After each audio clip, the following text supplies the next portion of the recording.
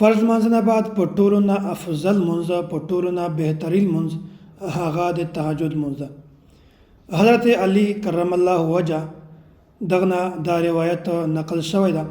وای رسول الله صلی الله علیه وسلم فرمایلی دي چې په جنت کې به ځنې محلات وي، ځنې بنګلې به وي، دا به د حسن نه دومره ښکلې وي، دومره به ښایسته وي چې کله څوک دننه وي دننه نه بهار ته ټول منظر دا دی ویني، او د بهار نه به دا محل دننه دا ټول د سړی ویني، دومره زیات حسن به وي پکې.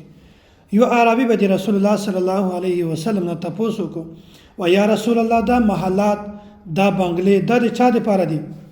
بیا رسول الله صلی الله علیه وسلم په دې وخت کې د څلورو خلکو تعیین ورته وکړ. یو سړی هغه ده اطواب الکلامه چې د چا کلام د چا خبره دا ښایسته وي، د چا خبره دا بهترینه وي، یعنی هغه خبره چې هغه د الله او د الله د رسول خبره وي، په هغه کې حسن ده. نو رسول الله صلی الله علیه وسلم ورته فرمایل چې اول سړی هغه د اطواب الکلامه چې د چا خبره ښه وي او ښایسته وي. دوم نبی علیه الصلاة والسلام ورته فرمایل اطعم الطعام، وایي هغه کس چې هغه مسکینانو ته غریبانانو ته روټۍ ورکوي، د هغوی امداد کوي، هغو ته د خوراکي انتظام مهیا کوي. بیا نبی علیه السلام فرمایل چې دغه محلات دا د هغو خلکو دپاره ده. درم نبی علیه الصلاة والسلام ورته فرمایل و ادام الصیام، هغه کس چې هغه همیشه روزه نیسي. مطلب یې دا ده چې د روزې نیولو عادت وي. یو سړی د رمضان مبارک روزه ونیسي، یا په هغه نه بعد د روزو نیولو عادت نه وي، بس هغه عادت ختم شي. نو داسې کس چې هغه همیشه روزه نیسي، د روزو نیولو عادت وي، بیا نبی علیه الصلاة والسلام فرمایل چې دا محلات دا بنګله دا د دغو خلکو دپاره ده.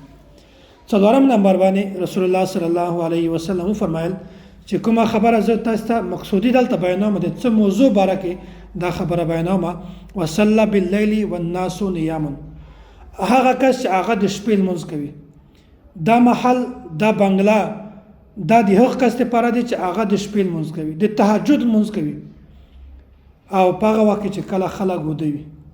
د تهجد لمونځ ډېر زیاته د فضیلت والا نبی علیه الصلاة والسلام بیان کړي دي چې دا هغه لمونځ ده چې په فرض لمانځه نه بعد په ټولو نه بهتر ده، په ټولو نه افضل لمونځ ده. او بل دغه چې په جنت کې داسې محلات وایي چې هغه به د نن نه بهار ته ټول منظر، او د بهار نه به د نن د محل ټول منظر دا سړی ویني، نو دومره حسن او جمال وایي کې صحابه کرام دغه حسن ته حیران. نو نبی علیه الصلاة والسلام فرمایل چې دا محلات دا به د یو کس لپاره وي چې هغه د تهجد لمونځ کوي، په هغه وخت کې چې کله خلک ویده وي. اوس د تهجد لمونځ سړی په کوم ټیم کې کولی شي؟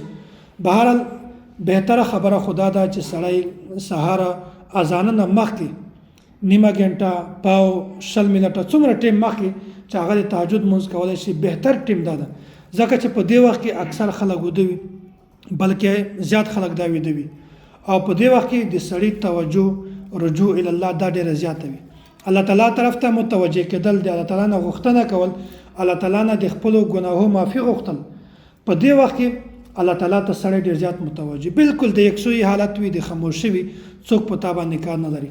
او که بیا هم د چا مجبوري وي، سهار نشي پاڅېدلی، یا ستړی وي، یا په سفر کې وي، بیا کم از کم ماسخوتن نه بعد دا د تهجد لمونځ کولی شي، خو چې نیت دا وکړي چې زه تهجد لمونځ کوم، الله تعالی په دې باندې هم تاسو ته اجر درکوي. نو بهتره خبره دا ده چې مونږ تاسې د اوس نه د تهجد معمول جوړ، مونږ تاسې په هر وخت کې تهجد کوو.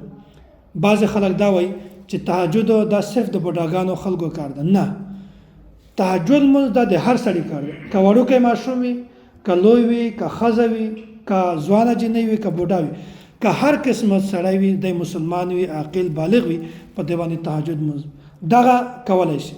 د بوډاګانو سره خاص نه ده، معاشره کې خدا هم شوي دي چې خیر ده موږ په کور کې یو بوډا ده هغه د تهجد لمونځ کوي، بس ضروري کافي ده. نه، هغه خپله خبره ده ځان ته، خو بهرحال کوشش کول پکار دی چې موږ تاسې هر سړی د تهجد لمونځ. او بیا موږ مدرسه مرکز اهل سنت والجماعت او سرګوده کې کوم مدرسه ده، په دې کې هم الحمدلله د تهجد ډېر زیات اهتمام کړي. متکلم اسلام حضرت مولانا محمد الیاس ګومن حفظه الله دا لکه څرنګه چې په تعلیم باندې زور ورکوي، داسې په تربیت باندې هم زور ورکوي چې طالبانو تربیت وشي، عملی مشق وشي، او د سبق سره د عملی زندگی دا هم ټیک. مدرسه کې اول سبق دا د تهجد په وخت کې وي. تهجد وخت کې ټول طالبان دا پاسي او داسو کې تهجد منځو کې هغه نه بعد چې کله اذان شروع شي اذان نه بعد المنځ پورې اوله غنټه سبق دی خامخا دلته وي. نو د تهجد ډیر زیات اهتمام کوي. الله تعالی دې موږ تاسو ټول ته د داسې اعمالو حاصلولو توفیق را نصیب کړي.